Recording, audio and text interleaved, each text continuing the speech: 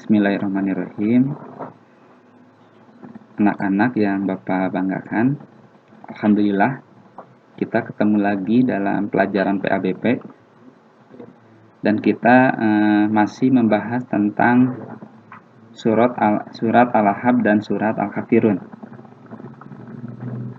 Pada kesempatan yang telah lewat, surat ini alhamdulillah sudah dihafal, baik ayat ataupun terjemahnya.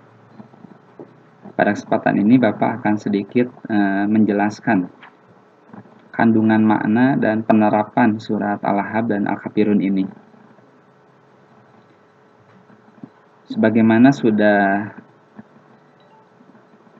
dibaca bahwa surat Al-Ahzab ini tergolong surat Makkiyah dan diturunkan di Mekah sebelum Nabi Muhammad SAW hijrah ke Madinah. Surat ini merupakan surat yang ke-111 dan terdiri dari 5 ayat. Silahkan dibuka dulu bukunya, halaman 3. Perhatikan ayat-ayatnya. A'udzubillahi minasyaitonirrajim. Bismillahirrahmanirrahim. Tabbat yada abi lahabi wa tab. Ma agna anhu maluhu wa ma kasab. Sayasla narun zatal lahab wa mar'atuhu hammalatal hatab. Fi jidha hablum mim masad. Nah, Al-Ahzab ini artinya api yang bergejolak ya. Sesuai dengan namanya, surat ini berisi tentang api neraka yang bergejolak yang merupakan ancaman Allah Subhanahu wa taala kepada Abu Lahab. Siapakah Abu Lahab itu? Sebagaimana sudah diketahui, Abu Lahab adalah orang kafir yang menolak beriman kepada Allah. Dia menghalangi Rasulullah SAW dalam menyebarkan agama Islam. Rasulullah telah mengingatkan dan mengajak Abu Lahab agar beriman kepada Allah, akan tetapi Abu Lahab tetap menentang Rasulullah SAW. Nah, di ayat pertama, tabas yada abi lahabi wa tab. Allah menyatakan binasalah kedua tangan Abu Lahab dan benar-benar dia binasa. Nah, ayat yang pertama di surat Al-Ahzab ini mengandung maksud bahwa Abu Lahab akan binasa karena dia menolak beriman kepada Allah, menghalangi dakwah Rasulullah dalam menyebarkan agama Islam. Bahkan dia juga mengumpat dan menjelek-jelekkan Rasulullah SAW, sesuatu yang sangat dilarang di dalam Islam. Nah, meskipun di sini disebutkan hanya tangan Abu Lahab yang binasa, maksudnya adalah seluruh diri Abu Lahab akan binasa, bukan hanya tangannya saja. Ma'agna anhu maluhu wa makasab. Di ayat kedua, tidaklah berguna baginya hartanya dan apa yang dia usahakan. Nah, dalam menghalangi dakwah Rasulullah, semua yang dimiliki oleh Abu Lahab dikerahkan, baik hartanya ataupun pengaruhnya dan segala sesuatu yang dimilikinya. Namun kata Allah, tidaklah berguna itu semuanya, baik harta ataupun apa yang dia usahakan.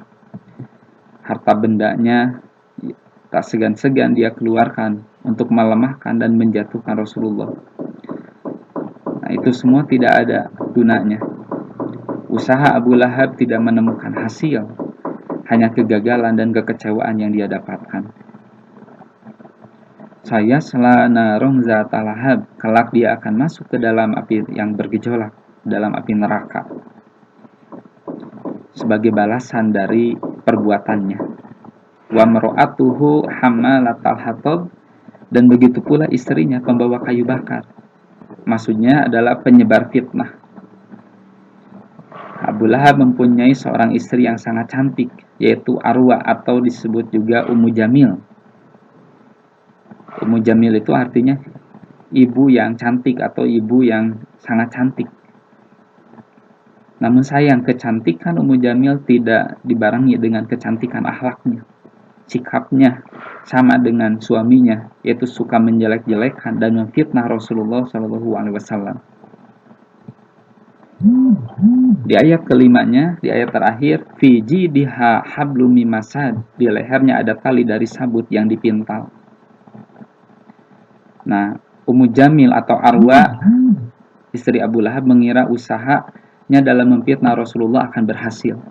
Akan tetapi sebaliknya, fitnah itu justru menimpa dirinya sendiri, menjerat lehernya sendiri, seperti tali melilit dan mencekik lehernya. Sebagaimana Abu Lahab, istrinya pun dimasukkan ke dalam api neraka yang bergejolak. Itulah akibat bagi orang-orang yang dengan sengaja mencoba menghalangi dan menentang dakwah atau ajaran Nabi Muhammad SAW. Nah, kandungan makna dari ayat ini bahwa Abu Lahab dan istrinya memang hari ini sudah tidak ada, sudah meninggal. Namun masih ada manusia yang memiliki sifat atau mewarisi sifat Abu Lahab dan istrinya. Seseorang yang dinasehati tentang kebenaran, tapi dia menolak, bahkan mencaci maki orang yang menasehatinya.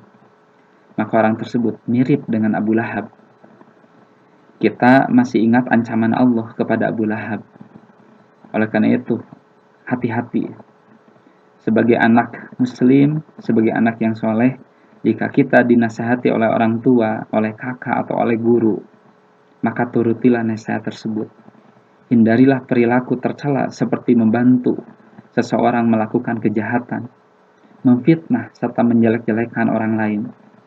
Jangan seperti Abu Lahab dan istrinya. Orang-orang yang memiliki sifat seperti Abu Lahab dan istrinya nantinya akan menjadi penghuni api neraka. Nauzubillah. Summa nauzubillah. Nah, itu penjelasan dari surat Al-Hab ya. Mudah-mudahan kita bisa mendapatkan hikmah yang sangat luar biasa dari kisah Abu Lahab ini, karena diabadikan oleh Allah di dalam Al-Quran ini untuk menjadi pelajaran kita sampai akhir zaman. Demikian yang dapat disampaikan. Nanti kita lanjutkan dengan pembahasan yang lainnya.